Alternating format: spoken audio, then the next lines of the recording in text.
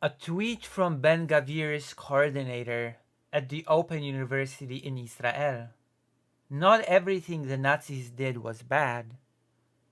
The Gypsies were, and still are, a very serious problem in Europe, even more so in the Balkans and especially in Romania, and that's putting it mildly. So we have been, I don't know,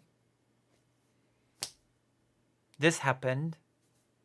This sort of, that's a take from Ori Kasha, Ben Gvir's coordinator.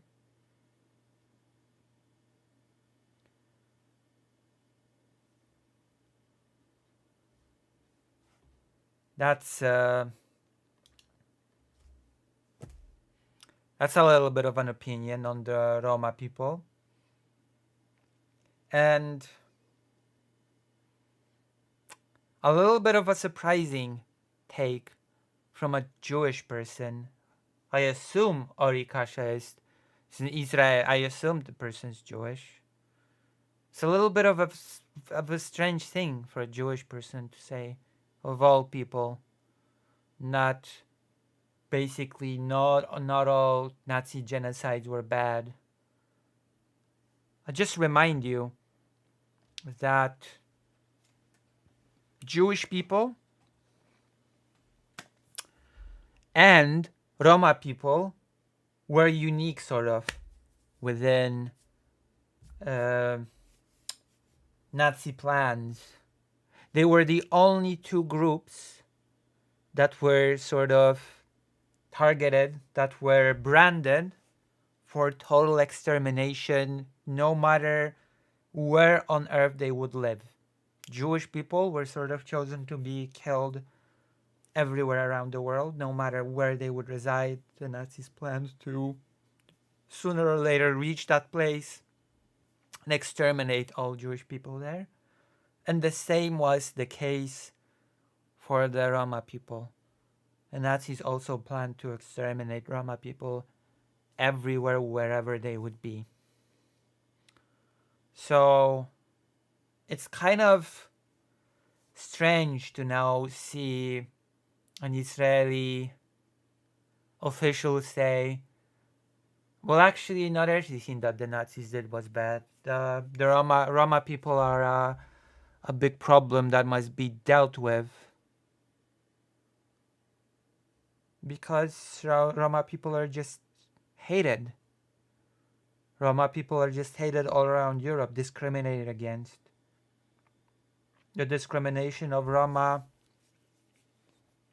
reaches and in some cases surpasses the discrimination that Jewish people have been facing throughout the centuries in Europe. Hello, Greater Rain. And even more interestingly, the person, Orikasha, says that Roma people are a serious problem, especially in Romania. And Romania actually has a special history with Roma people because it's one of those countries that have basically turned Roma people into slaves in the same way that black people were slaves in the US. So to now, knowing that piece of historical context, to say that Roma people are an especially a problem in Romania takes on a whole new sort of dimension, doesn't it? Because when Roman people came to Romania first, they were pretty quickly sort of taken and turned into slaves.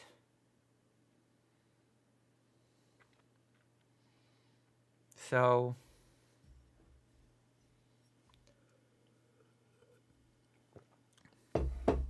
very interesting take from sort of an official of the government that often uses the phrase never again as a shield and an excuse to bomb Gaza, isn't it? Very interesting. And I think rather than dwelling on the statement itself, I have friends in Romania and the Roma are still treated badly and marginalized there. Roma people are treated badly and marginalized everywhere in Europe. Everywhere in Europe. So the main thing that this whole thing is supposed to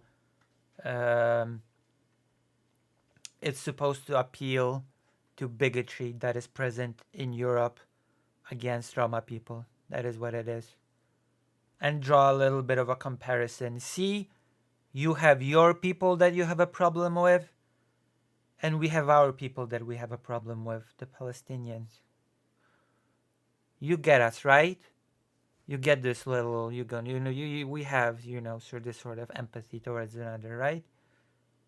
The Roma are your problem, the Palestinians are our problem here in Israel. There you go.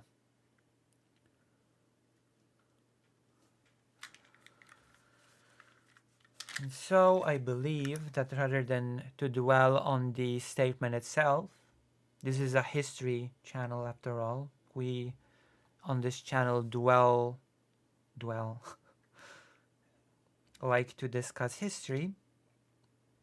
Why not go and sort of look a bit into the thing that Ori Kasha said that was not all that bad?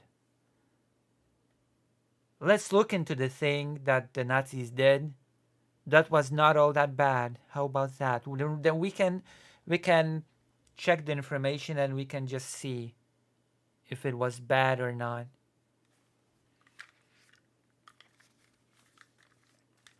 We can just,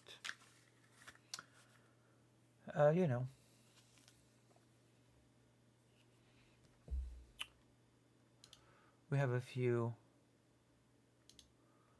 information. The name of the genocide of the Roma people, it has a few names. Some know it as the Poraimos, which apparently is not a word that all Roma people agree with using, but there's also the alternative Samudaripen, the death of all. And let's check out a few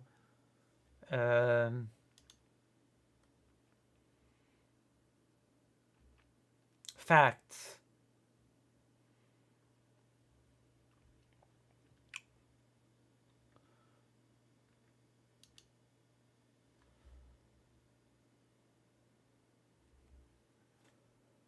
The International Commemoration Day of Roma Genocide was celebrated every year by the Roma Civil Rights Foundation in front of the Parliament of Hungary between 1996 and 2005.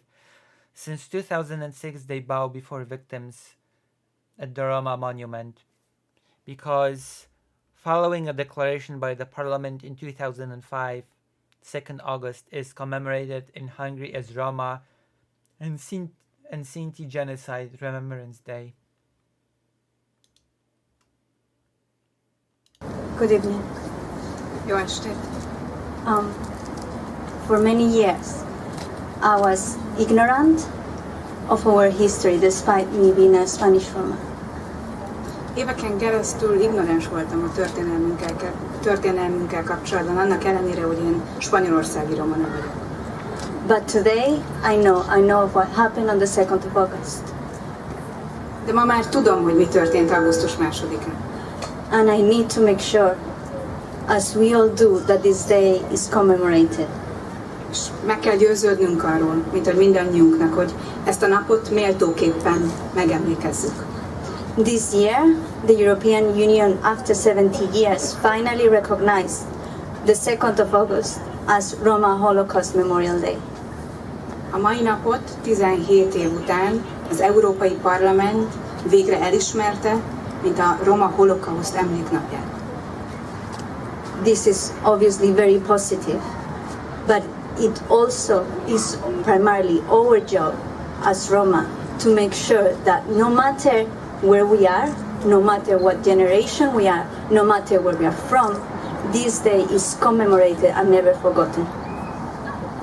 És ez a mi feladatunk, teljesen mindegy, hogy melyik országban vagyunk, romáknak, hogy ez a nap megfelelőképpen meg legyen emlékezve. Thank you. Köszönjük szépen. We're going through a lot of material.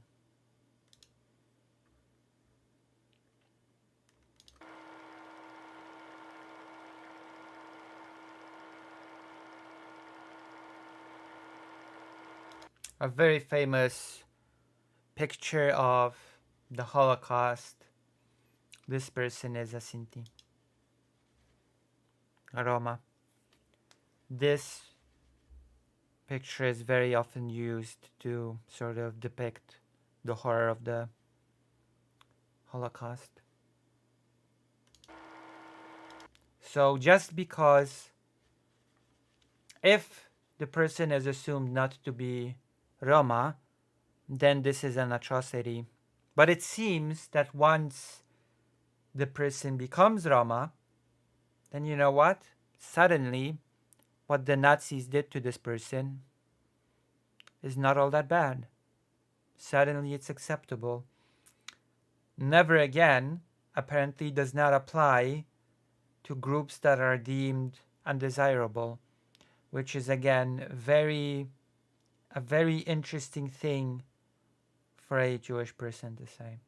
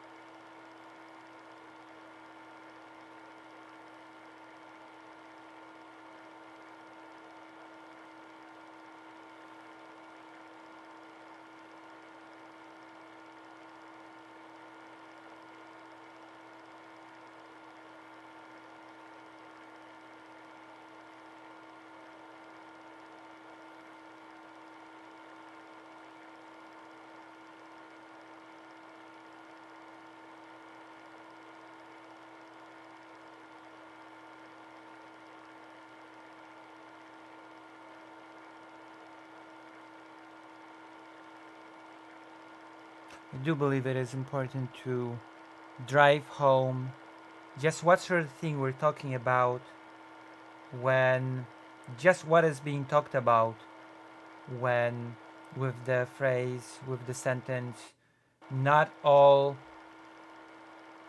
that the Nazis did was bad.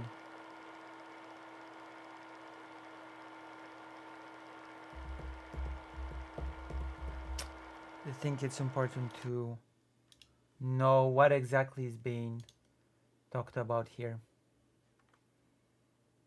So let's continue. This one's 8 minutes. Zoni Weiss, who is the foreman of the Sinti Roma in the Netherlands, he spoke in the Reichstag in Germany, and he mentioned specifically the discovery of Settela as a turning point. Genocide of the Roma and the Roma identity.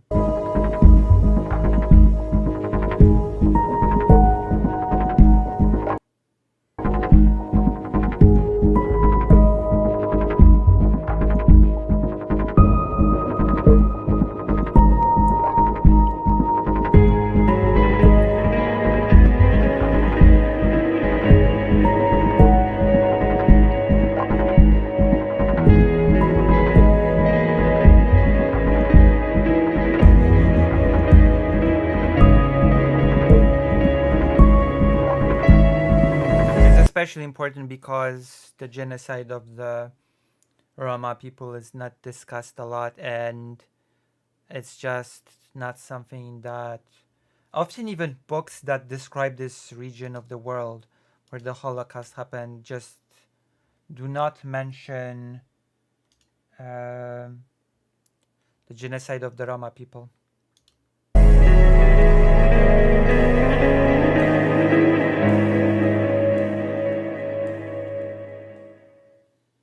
Ik ben Serge Korkos. Ik ben geboren in Enschede. Okay, we need subtitles that are not Ukrainian. We need English. It seems.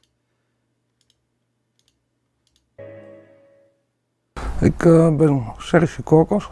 I was born in Enschede. Ik ben geboren in Enschede. My family background consists of people who have fled from genocide. Ik kom van een familie van mensen die echt hebben moeten vluchten voor genocide. Ik ben ook echt I was raised outside the Roma community opgegroeid buiten Roma-gemeenschap, dat soort dingen. because my grandparents and parents were always afraid that their identity would be revealed. Mijn voorouders en ouders altijd bang waren om ontdekt te worden. When we talk about life of those who are regarded as gypsies in the Netherlands, Als het gaat over het leven van wat toen werd genoemd zigeuners in Nederland, now they call themselves Sinti and Roma. nu noemen groepen zichzelf Sinti en Roma.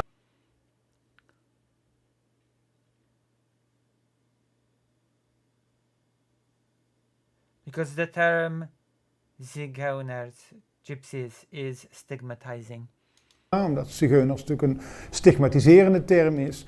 Their life was complex Hun leven was wel ingewikkeld, because the Dutch police and military police saw them as an unwanted group.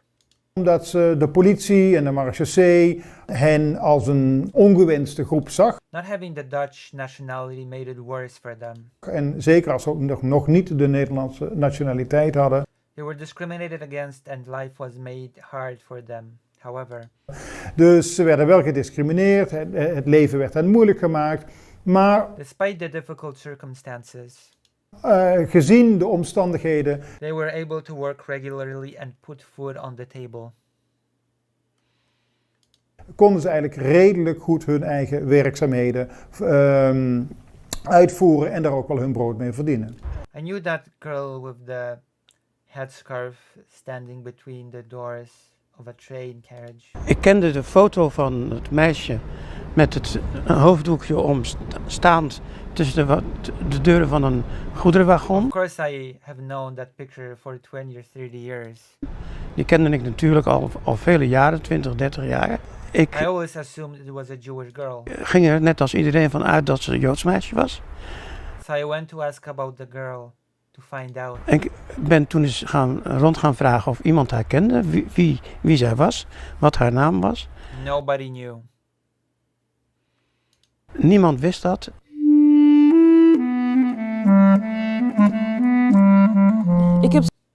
I did not really hear or know much about the genocide that took place in the Second World War until recently. Zelf niet veel gehoord of geweten over de I genocide did not really hear or know much.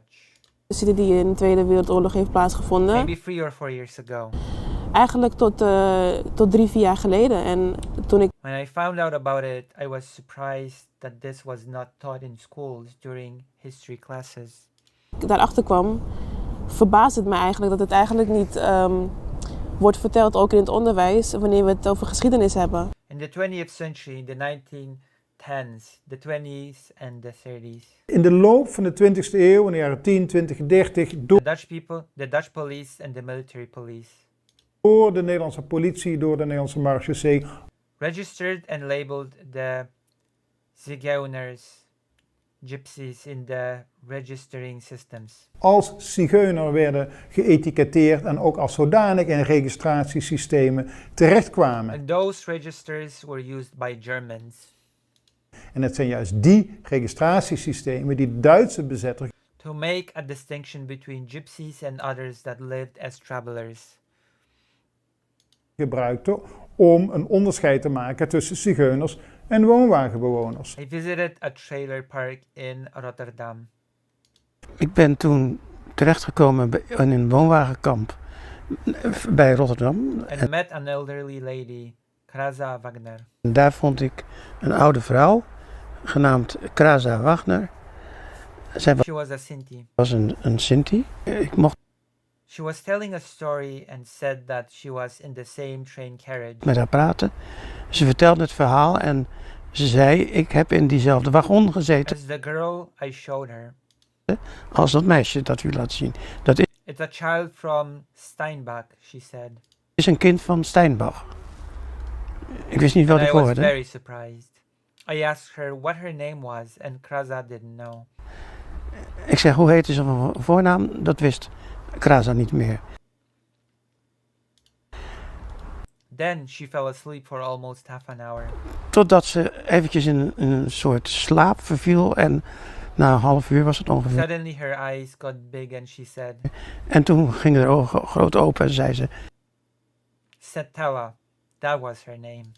Settela, dat was de naam.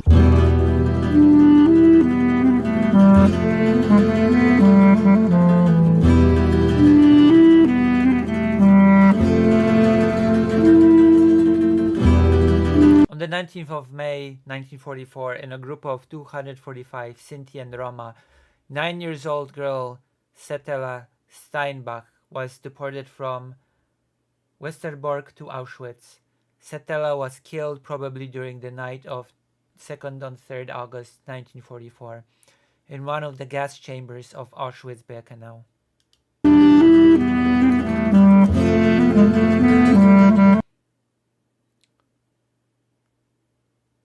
The true identity of the girl with the headscarf was discovered in 1994. Want haar moeder Her mother shouted, Setella, get away from there. Your head will get stuck between those doors. riep, Settela, ga bij die deur weg, anders komt je kop ertussen. Germans could not identify them. It was hard to tell the difference. Dat kon de Duitse bezetter, dat verschil zag men vaak helemaal niet. Dus men They asked the Dutch authorities, which ones are the gypsies? heeft toen ook echt gevraagd aan de Nederlandse autoriteiten, wie zijn dan die zigeuners? Nou, dat werd dan op een presenteerblaadje aan de Nederlandse autoriteiten, wie zijn dan die zigeuners? The Dutch authorities presented the registers to Germans on a plate. Nou, dat werd dan op een presenteerblaadje And that is how Germans knew whom to kill. aangeleverd en die mensen zijn opgepakt en vermoord. The Roma and the Sinti actually were a substantial... The Roma and the Sinti actually were a substantial and have always been a substantial part of European cultures and societies, have contributed to European cultures and societies. And this seemed to be neglected when we focus on the moments in the history of the Holocaust and that started with their concentration and what happened afterwards. Basically, I would say that in the Netherlands, like in the rest of Europe, very few people in general public, but also very few educators have even basic knowledge. There were active people, but it's still generally not known. It's not in the school books. Maybe one picture of Settela. Settela Steinbach. Ze had 6 brothers and sisters. broertjes en zusjes. I was so surprised when I discovered her identity. I could not believe it. Ik was zo verrast door die vondst dat ik niet wilde geloven. Every newspaper wrote about that story. Elke krant schreef dat verhaal. It made an impact on the Dutch government. En dat heeft zijn uitwerking gehad op de houding van onze Nederlandse regering. To perceive Sinti and Roma as a victims group. Die toen plotseling de Sinti en Roma ging beschouwen als slachtoffergroep. They were not seen like that before. Dat hadden ze daarvoor niet zo expliciet gedaan. No, the video is not claiming that. The video is not... Okay, I will have to explain. So, an associate to Ben Gvir from Israel has said that not everything that the Nazis did was bad, and that the Roma are a huge problem in Europe, especially in Romania. And I have decided that rather than to dwell on the statement of the Israeli official. Let us take a look back into history and just explore what is it that happened that he said that was not so bad. What is it that the Nazis had done that, according to the official, was not so bad? And here we are.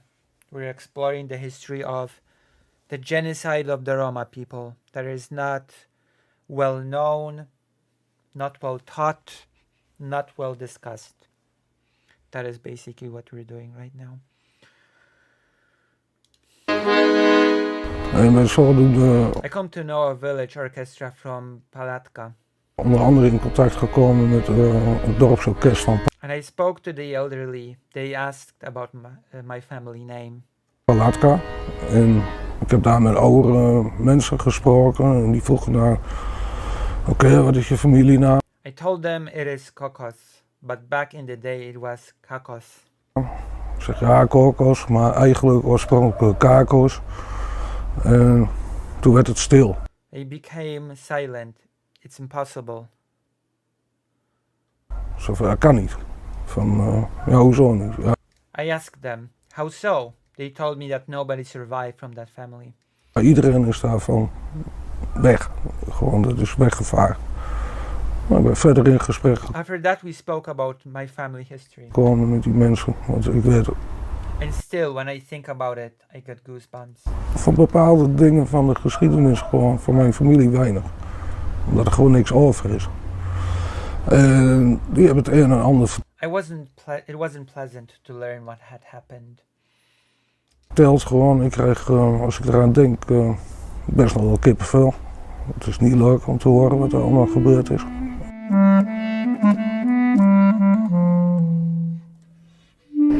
Prejudice, but also sometimes not just discrimination, but also persecution of Roma, today in Europe is linked to the past. And anti-Gypsyism there's continuity and change, luckily, but there's a lot of continuity we have to look at carefully. Any genocide, and the genocide of the Roma definitely can play a big role in Roma saying never again, and therefore empowering themselves. In commemorating this, you also feel strong group identity, especially if it is a major, major, major injustice that the world has committed against you.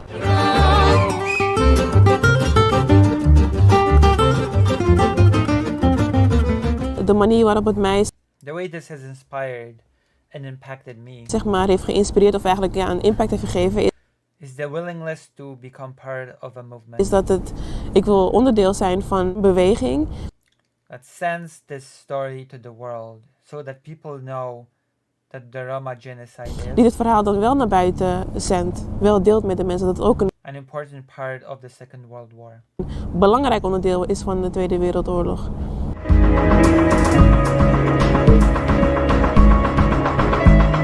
So we've watched this.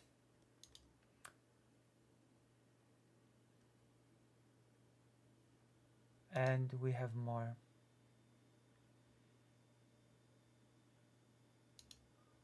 We have more.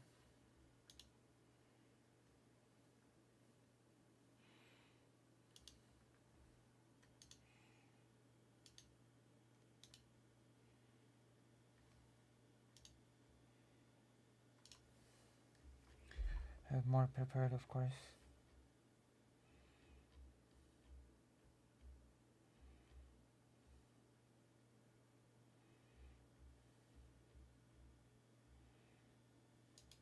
This is important link.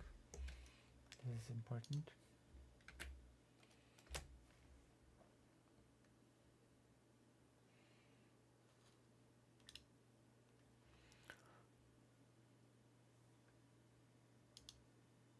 Settler Steinbach.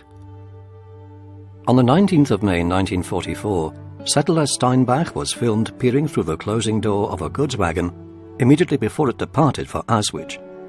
Nobody knew who she was, but for 50 years she symbolized the persecution of the Jews in the Second World War as the little girl with a headscarf. In 1994, following an investigation, it emerged she was not Jewish, but Sinti.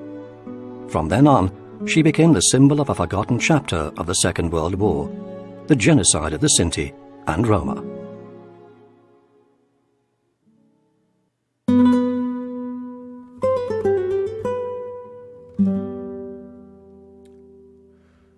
Anna Maria, known as Setera Steinbach, was born on the 23rd December 1934 in Buchen in Dutch province of Limburg. I'm gonna make this a little bit less loud.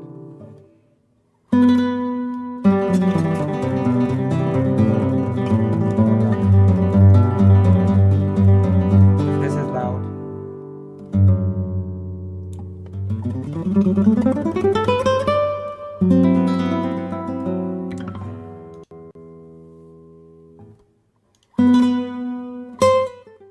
That's better. Good night, Great Rain.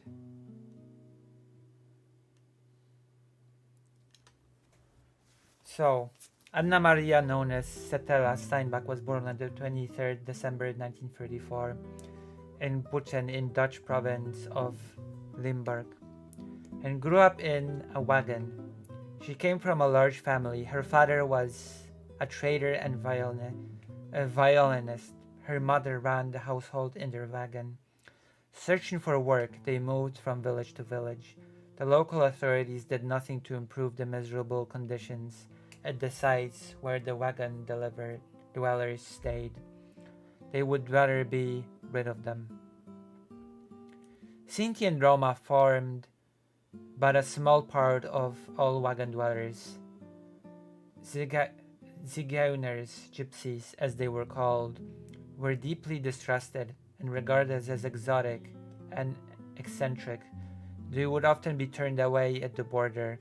In the early 20th century, they were repeatedly shunted back and forth across the Dutch, Belgian, and German borders. Setela and her family were regarded by the authorities as Dutch gypsies. The Steinbach family originally came from Germany. Setela had probably heard a lot from her family members about the worsening situation there. After 1933, a number of Sinti and Roma were forcibly sterilized under the law for the prevention of hereditarily diseased offspring. Law for the prevention of hereditarily diseased offspring. In 1935, they were even stripped of their German citizenship. From the mid-1930s, the German Sinti and Roma were locked up in camps. A series of discriminatory measures soon followed. Prohibitional movement. In 1940, the Nazis invaded the Netherlands. At first, there was a little sign of harsh German measures against Sinti and Roma. Then, in July 1943, the German occupying forces instituted a prohibition on the movement of wagons. Eventually, all wagons were concentrated in 27 guarded assembly camps. Many wagon dwellers, probably including Setela's family, tried to evade these measures. Nevertheless, Setela's family ended up at the Eindhoven Central Assembly Camp. After that, things went ominously quiet until 14th May 1944. On that day, police throughout the country received an order by telex. All gypsy families were to be transferred to the Westerbork transit camp by Tuesday, 16th May. Setela's family and her aunt Teresia were arrested at 4 o'clock that Tuesday morning during the roundup. Over the course of the 16th May and the days that followed, trains carrying those arrested during the general roundup arrived at the Westerbork transit camp. That there were 574 people altogether. Two families, 64 people in total, carried foreign passports, including Swiss and Italian, which offered them protection. For this reason, almost all of them were released on 20th May 1944, along with the wrongly arrested non-gypsies. On 19th May 1944, the 246 people designated as gypsies were forced to board a train for transportation to the east. The Sinti and Roma, including Setala and her family, were in goods wagons 12 to 17th. Just at that moment, film recordings were being made on the orders of Camp Commander Albert Gameka. During the filming, the camera caught the gaze of Setala, who was staring out immediately before the train departed for Auschwitz. On the 21st of May 1944, the Dutch Sinti and Roma arrived in Auschwitz-Birkenau. There they were registered and housed in the Lager, a special section of the main camp. The notorious camp doctor, Dr. Joseph Mengele, performed medical experiments on prisoners from this gypsy camp, including children and twins. Between late July and early August 1944, this part of Auschwitz was cleared. At the end of the evacuation, nearly 2,900 Sinti and Roma who were deemed unsuitable for forced labor were gassed.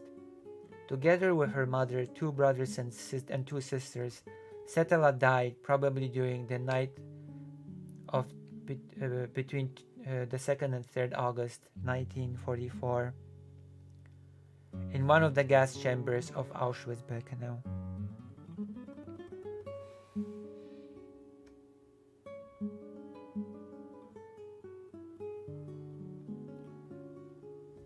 The haunting image of Setala standing in the closing doors of a goods train at Westerbork concentration camp became famous after the war. The image was much used in documentaries and books. The girl with the headscarf became a symbol of the persecution of the Jews. In the early 1990s, Dutch journalist Ad Wagenaar started an investigation into the identity of the girl.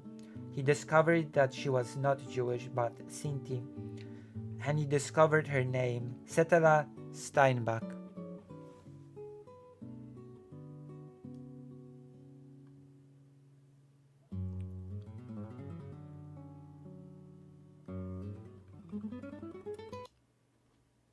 So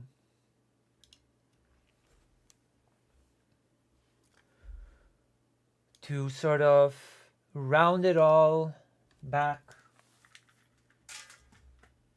and of course there were many other stories. This child's story became famous because it was caught on camera and nobody knew who she was, and it was discovered that she was Sinti. There are many other stories like this that are simply forgotten, never to be spoken of, never to be explored. And why are we even talking about this?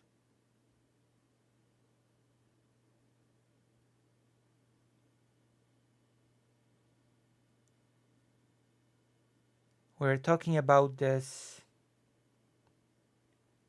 because of this.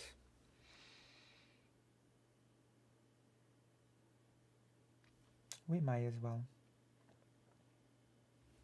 There's one more page. Okay, we might as well do some more. There is more.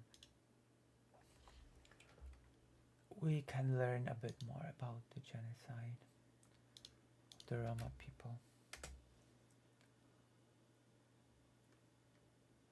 Okay, we're gonna do this one more thing and then we will remind ourselves why we're talking about this in the first place.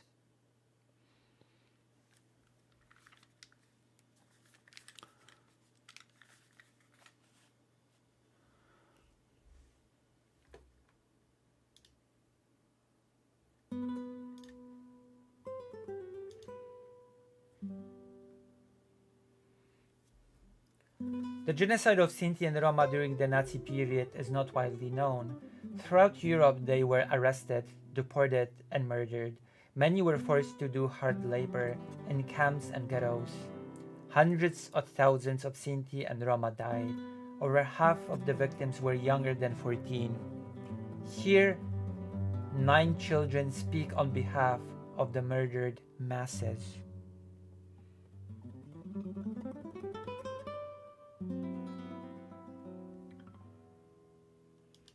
Maria Stancu Kostia.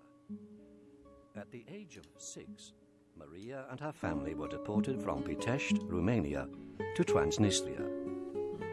The living conditions there were so appalling that her 2 younger sisters died of starvation shortly after their arrival. With the aid of 2 aunts, Maria's family managed to flee in 1944. Up until her death in 2017, Maria fought for official recognition of her deportation. She never succeeded.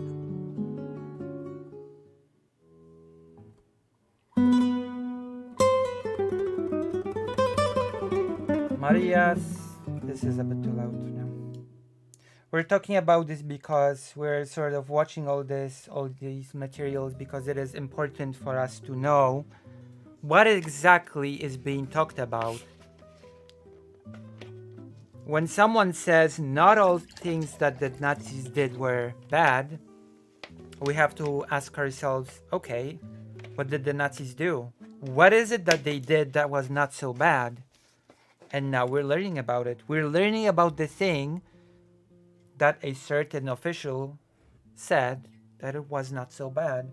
So we can just look at these things with a cold, objective look and decide for ourselves. Was it bad? Was it not so bad?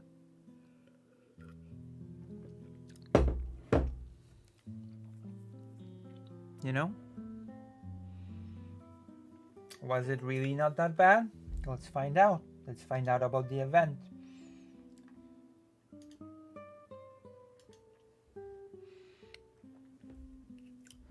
Maria Stancu Kostea was born in Pitești, a town with an important Roma community in southern Romania. Romania, I will remind you, is the place that the official had said is especially has a problem with the Roma.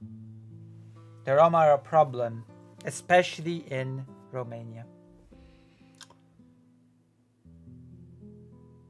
The Stancus were all integrated. They lived there permanently and had their own house on a street close to the town center.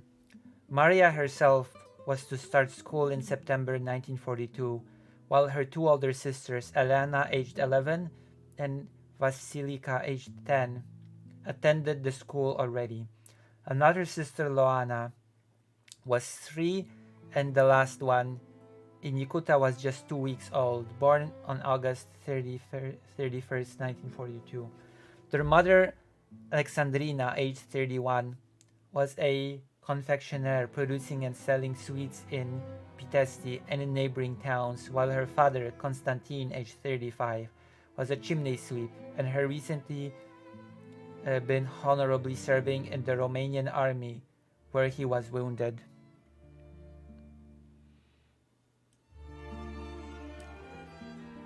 Deportation. On the 25th May 1942, the Romanian police conducted a special census of the so-called problem gypsies nationwide.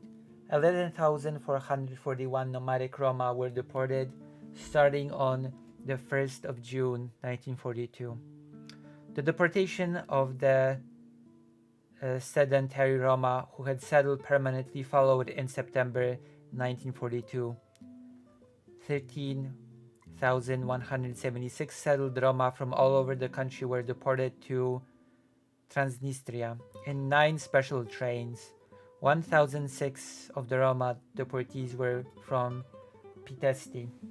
The local police rounded them up during the night of 10-11 September 1942, and took them to a cattle fair near the railway station in Pitesti, where a selection was carried out.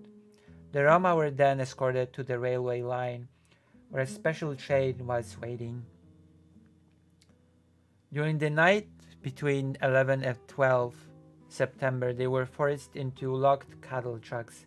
The train left Pitesti for Transnistria at 9:20 on the morning of 12 September. 2 days later, on the 14th September, the Roma were handed over to the Romanian authorities in Transnistria.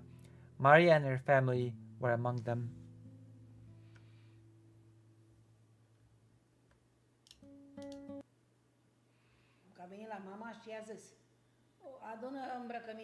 Get some clothes for kids, dress them, and take some food if you have any. Take a blanket, linen, and follow us. And that's what my mother took.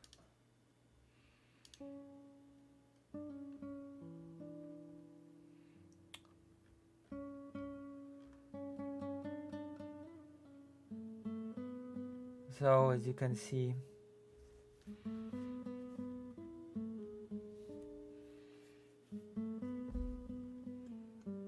I believe that we have sort of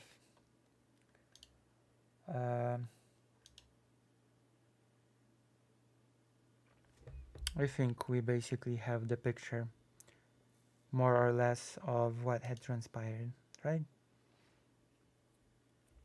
So let's circle back real quick to the initial statement.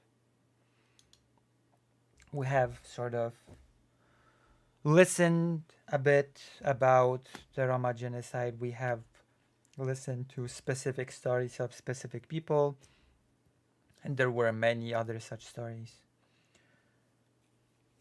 And let's circle back to the initial statement that sort of took us on the path of even discussing this.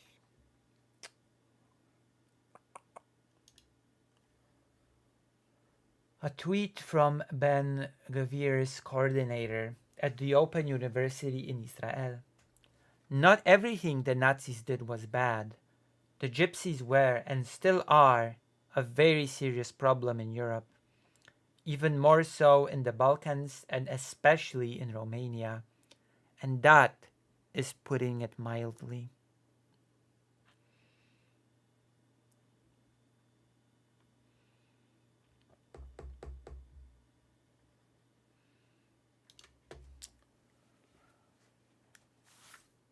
So, here we have it. It seems like the sentence, it seems like never again is something that is not really applicable to undesirable groups that are a problem. It seems that it's a very selective phrase. And again, that is a very strange thing to say from a person representative of the group that, along with the Roma, was selected for total extermination. It is also extremely strange that a Jewish person would say that the Gypsies, quote unquote, are very much a serious problem in Europe, considering just how in many countries the Jewish diaspora and the Roma people are very intertwined, very closely connected.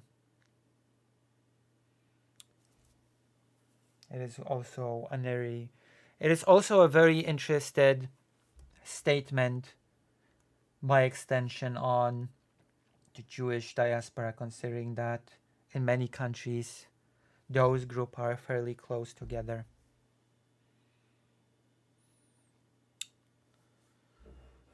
At least that's what my mother told me from her various travels to Europe. That the Roma community and the Jewish community would spend a lot of time together.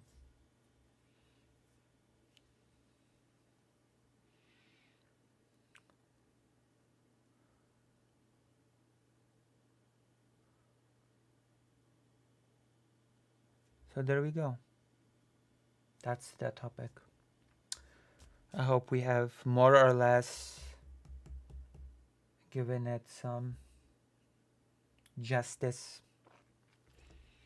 And now you can decide. Now with that we've discussed it, we can decide. Was not everything that the Nazis did bad? Was this particular thing that the Nazis did not bad? Well, we've looked into it a bit, so, and you can make up your own mind now.